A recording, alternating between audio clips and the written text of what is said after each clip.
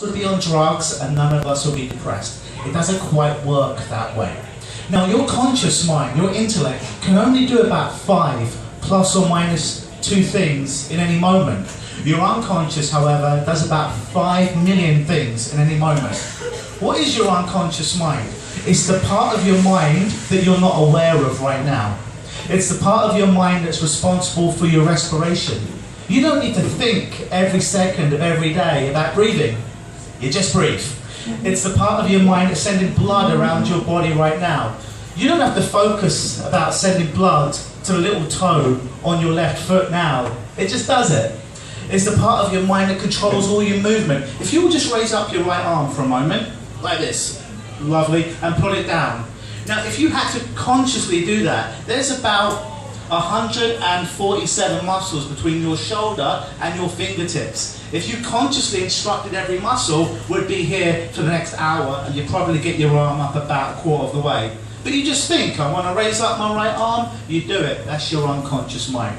Your unconscious mind also controls all your memories, all your thoughts. You don't think about your next thought comes up, then the next thought comes up, and the next thought comes up. That's what your unconscious mind is. And in hypnosis, what we do is we use your conscious mind as a bridge to bridge over to your unconscious, and we go there, and that's where all the changes and all the differences happen. But I want to do a quick demonstration with you, if you wouldn't mind humouring me. This is a pretty cool thing. So what I'm going to ask you to do in a moment, if you're comfortable, is I'm going to ask you to stand up and find a spot in the room where you can see me and that you can turn around without poking anybody's eyes. So if I could just get you to do that now, if you're comfortable, just find a spot, again, that you can move your left hand and you put it on your left thigh.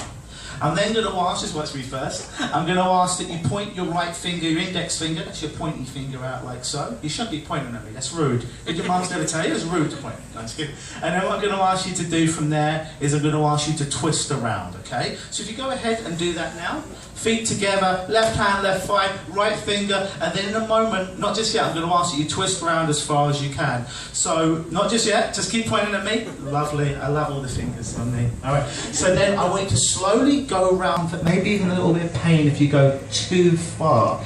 It might become tight and a little bit rigid. Go as far as you can, then just stop when you get to a point. And just notice what's directly in front of your finger, folks. Just notice that, because we're going to need that a little bit later on. And then just come forward again.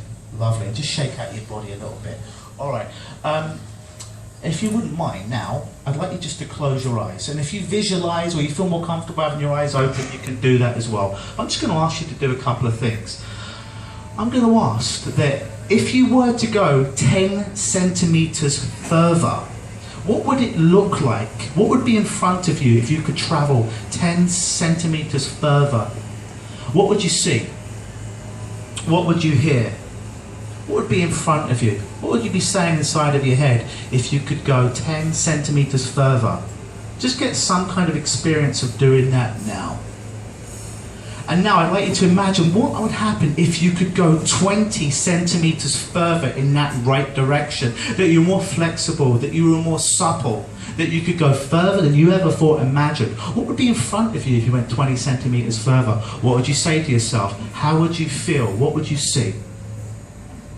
And then what would happen if you could go 30 centimetres further? 30 centimetres further. What would be in front of you? How would it feel if you were that much more supple, if you were that much more relaxed, if you were going in the right direction? How would you feel? What would you be saying to yourself? And now with your eyes closed, folks, what I want you to do again now is put both your feet together again, left hand on left thigh, with your eyes closed, right hand out, right finger out, and now go as far as you can, more supple, more relaxed, going further and further, as it's easier and easier and easier. Go to the point where you can't go anymore, further and further and further, and when you reach that point, open your eyes and notice what's in front of you. That's right, and come back. Who went further? Who went about 10 centimetres further? Who went 20 centimetres further? Who went about 30 centimetres further? Kind of interesting, huh? But everyone had an experience of going a little bit further with that. Lovely. You can take your seat, folks. Would you like to know how you did that? I'm was going to ask again, would you like to know how you did that? Yes. Lovely, fantastic.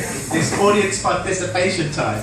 Well, it was really just using suggestions and your physiology. See, I did a couple of things. Now, your mind works in processes and instructions. When you have a thought inside your mind, it starts to manifest in the processes that you do. So I initially put a seed, if you will, inside your mind, and I used words initially, like you're going to feel tighter, you're going to feel some discomfort. I used some facial expressions that emitted a bit of tension there. I used words to direct you, and as I was using those words, your unconscious mind was processing those words. Oh, tight, pain, discomfort. I stopped at a certain point, and you stopped at a certain point, and then you came back. Your eyes were open as well. I then asked you just to imagine by closing your eyes. I just asked you to imagine how much further you would go if you went 10 centimeters further, if you were more loose, if you were more supple, if you were more relaxed, if you could go further than you ever could. Just using your imagination, it was just pretend, folks. I then asked you to double that and go 20 centimeters further, and you went further. I then asked you to go 30 centimeters further. Some of you even went further than that. And all it was a thought, a kernel inside your head, that your unconscious mind responded to it, so you all went further. And that's really how our mind works. We're having suggestions, we're bombarded with images through words throughout the whole day, and unconsciously we're responding to these things the whole day. Unfortunately, a lot of those things are negative, and a lot of those things are unresourceful. So what I do as a hypnotist is I find out essentially how far somebody can go.